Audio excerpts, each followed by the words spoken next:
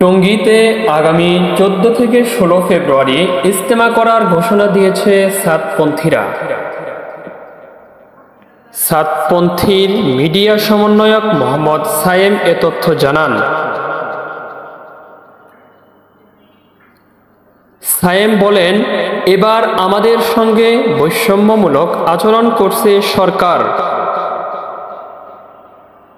আমরা আল্লাহর কাছে বিচার দিলাম, ইনশাআল্লাহ মজলুমের জন্য আল্লাহই যথেষ্ট।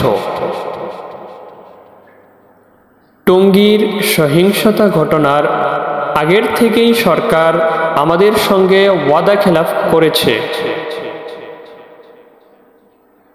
তিনি অভিযোগ করে বলেন, টঙ্গী ঘটনার পরে সরকার বিচারাধীন বিষয় আমাদেরকে দোষী বানানোর চেষ্টা করেছে।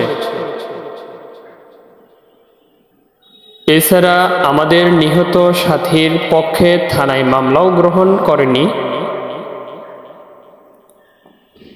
তিনি আরও বলেন, হেফাজতকে 2 পর্বের ইজতেমার অনুমতি দেয় এবং শুধু তাদের সঙ্গে বৈঠক করে ফয়সালা করে, আর আমাদের 14 তারিখ ইজতেমা করতে সরকার চাপ দেয়। মেহনতকে সামনে রেখে আমাদের বড়রা শুক্রবার ফয়সালা করেন যে ইনশাআল্লাহ আমরা 14, 15, 16 ফেব্রুয়ারি ইজতেমার টঙ্গীর ময়দানে করব।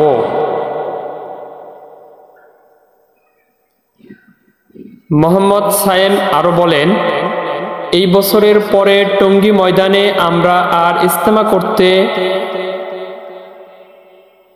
পারব না। এই বিষয়ে সরকারের স্বরাষ্ট্র মন্ত্রণালয়ের পক্ষ থেকে একটি লিখিত দিতে বলা হয়েছিল।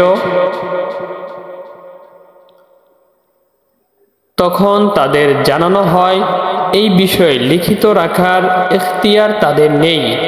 কিসের ভিত্তিতে আপনারা আমাদেরকে এই বিষয়ে লিখিত দিতে হবে? তখন স্বরাষ্ট্র মন্ত্রণালয় থেকে আমাদেরকে জানানো হয় এই বিষয়টি তাদের সিদ্ধান্ত। তখন আমরা তাদের বলেছি এই সিদ্ধান্তর বিষয়ে সরকারের পক্ষ থেকে আমাদেরকে লিখিত দেন, এরপর আমরা চিন্তা করব লিখিত দেওয়া যায় কিনা।